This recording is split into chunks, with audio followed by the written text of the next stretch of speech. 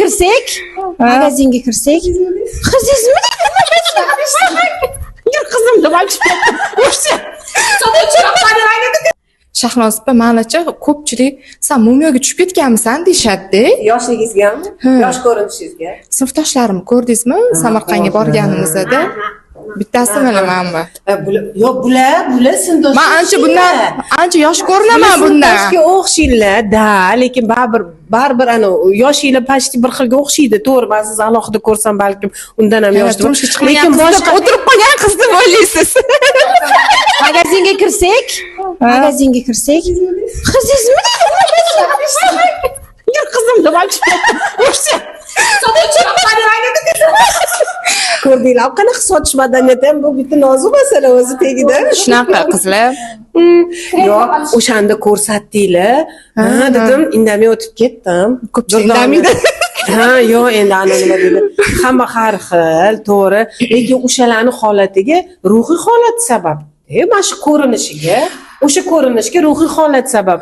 Nima yeb ichayotgani, hammasi birga savokupnosti o'sha narsa katta sabab deb Men shu narsani ko'p tanishlarimga tushuntirib bera olmayman, Shahnoz opa. Mana so'rashadi, qanaqa qilib semirmaysan, qanaqa qilib o'zingni o'sha qomatingni o'sha saqlab turasan, ko'rinishingni deyshadi-da. Men ularga tushuntirib bera olmayman. Bu ong bilan, ruhiyat bilan bog'liqligini tushuntirib bera olmayman. Deb ular nima deyapsan deydi-da. Ano. Qanaqa tilda gapiryapsan deydi-da. O'shalarga qanaqa tushuntirsam bo'ladi bu narsani? Mana sinfdoshlarim anaqada ko'kchida qabr bor ekan, ochiq qabr deydi. Ha, yaqinda tushib chiqdim desam, jinnimisan? O'shanga o'xshab. Shunaqa.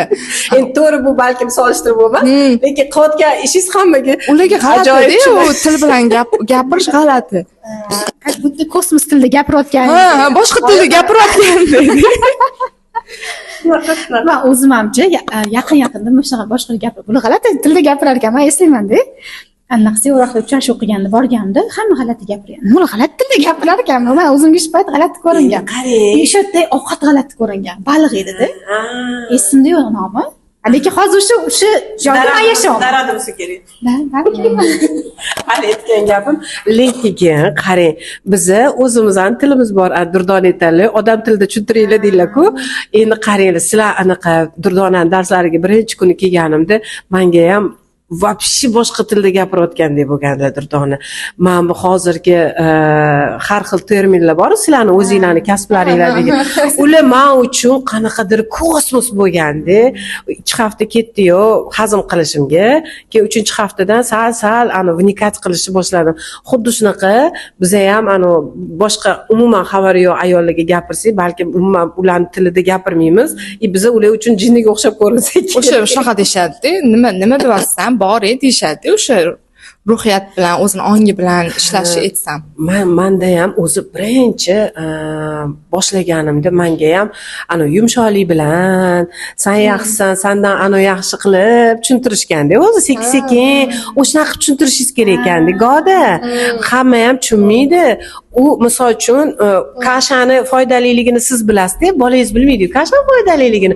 Uni ustiga qulupnaylar yasatasiz, yoniga anaqa har xil yag'idalar solasiz, keyin unga podacha qilib berasiz. Правильно?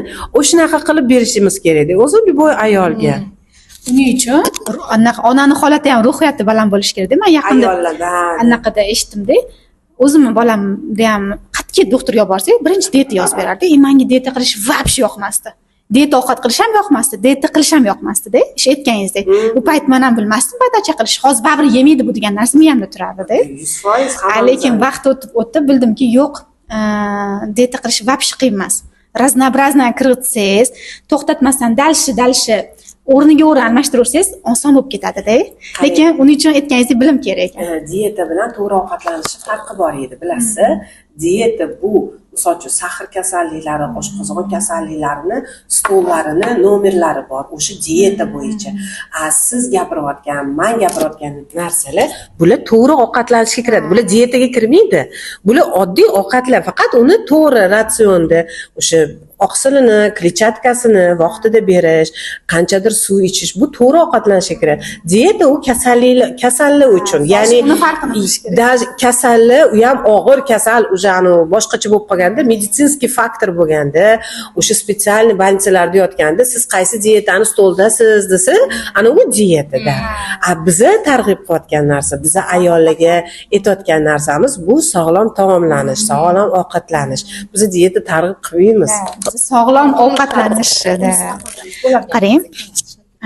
Anaqada masalan bolalarga ham bilmaganmiz-ku. Mana hozir o'ylab qarasam, endi o'sha paytda o'sha to'g'ri bo'lgan. Bolalarga eslasangiz 5-6 oylik bo'lganda pechenniy non yeyishni o'rgatganmiz-da.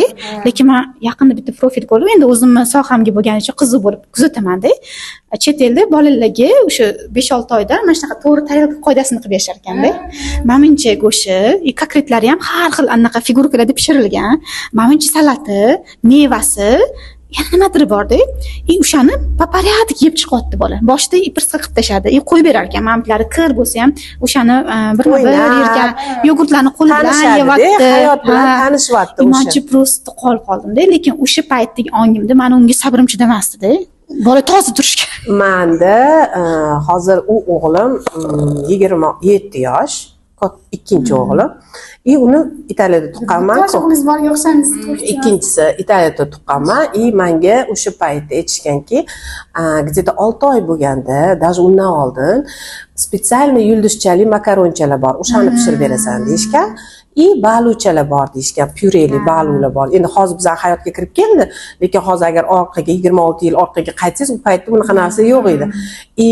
Men o'sha paytda, misol uchun bizni chaqaloqlarni qanaqa katta jizza shindiriladi yoki nimadir pyureni o'sha kattaroq 8-9 oyligida keyin nimalardir qilinardi-da. Endi meni birinchi bolamdagi o'qitim shunaqa edi. Ikkinchi farzandimda shunaqa qilishgan.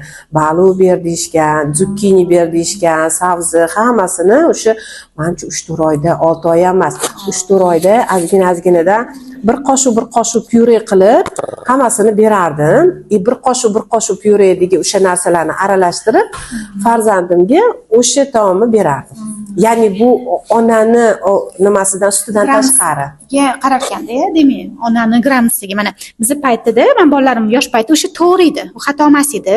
Lekin endi hozirgi paytda mana shu mana bunaqa bo'lish kerak ekan. Men hozir ham o'zim o'ylayapman-da, brokoli berish kerak ekan. Nimaga desangiz, og'zini ta'mi o'zgarib ketmasligi uchun. Chunki ular juda ham meni bemazaga o'xshaydi-da, boshqalarga qaraganda. Lekin agar shundan boshlasa, ular slishkim katta nima deydi, vkusli narsani yeb kelmamini farqini bilmay qolmasligi uchun. Ana kuni aytgan gapim-da, bu vkusovoy retseptorlarni bizmaslik uchun. Rostdan ham shunaqa. Lekin bu yerda sizga qarama-qarshi fikr bildirishim mumkin. Nega? Chunki bizani o'zimizni tuprog'imizda o'sadigan, tabiiy o'sadigan o'simliklarni berganingiz ma'qulroq. Brokoli kirib kelgan narsa. To'g'ri, kartoshka ham o'zi 120 yil oldin kirib kelgan. Bu kartoshkani bilasizmi, ichida anaqa svininasi bor deb bizani ota-bobolarimiz yemagan payti bo'lgan ekan, boshida kirib kelgandi. Tushunyapsizmi? Fikr qanchalik ongi kartoshka ko'rmaganda ota-bobolarimiz. Tarix o'rgansangiz bilasiz, kartoshka birinchi kirib kelganda O'zbekistonga, Toshkentga yetib kelganda, ichida shunaqa cho'chqa go'shti bor bu kartoshkani deb ota-bobolarimiz yeyishmagan ekan boshida. Keyin o'sha sekin-sekin o'rganishgan. Hamma narsada ham birinchi boshida doqib itariladi-yu. O'shanga o'xshagan ong tayyor bo'lish kerak. Farzandingizga berayotgan narsangizga o'zingiz uverin bo'lishingiz kerak-da. Siz uni o'zingizdan o'tkazgan bo'lishingiz kerak-da. Demak, nimani targ'ib qilmoqchi bo'lsangiz ham, birinchi rostdan ham haqiqatda o'zingiz bir mazasini tushunsangiz, bu oson bo'ladi. Ishonchingiz komil bo'ladi. Unda sizni o'qitingiz ham bo'ladi-da. Mana aytdim-ku, raznobrazni bor, menga qiyin emas, chunki men uni o'rganib chiqdim, hayotimga qo'shdim, qildim. Menga rostdan ham dieta emas, sog'lom ovqatlanish qiyin emas, nabrot oson. Masalan, o'zim ham chet elga chiqqan paytimda nima qiynalmadim. Lekin birinchi yil chiqqanda, 3 yil oldin chiqqandir, xohlagan narsamni yeb ko'rganman-da. Lekin bu safar chiqqanda daji qizim aytdi, bu yerda sog'lom ovqatlar qo'shishibdi, deyapti. O'z oldin ham bo'lgan, faqat bizni ko'rmaganmiz. Ko'rmagan, to'ppa-to'g'ri. Ko'zi pardasi deyshadi, ana o'sha narsada ongingizni tengmasligi va o'sha ana odamlarni oddiy odamlarni tilida ko'zini pardasi bor, undoq bundoq deyishadi-yu. Har xil gaplarimiz bor oldingi maqola. O'shalar bejizga emas. O'shalar bor narsa. Biz o'sha paytda borganmiz, ko'rmaganmiz. Shunaqa ko'rmaganmiz. To'g'risida tursa ham ko'rmaysiz u Ani narsani. yeganingizda ham g'alati bo'lganda, lekin bu safar уже boshqacha-da. Zo'r tarafi umuman og'irlik yo'q.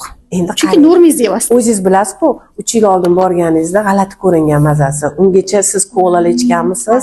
Ungacha boshqacha vkusovoy retseptorlaringizni anu katta ximiyalarga o'rgatib ekanmisiz? Keyin, конечно, siz oddiy ta'mni, tabiiy ta'mni olsangiz, og'zingizda maza yo'qmi deysiz.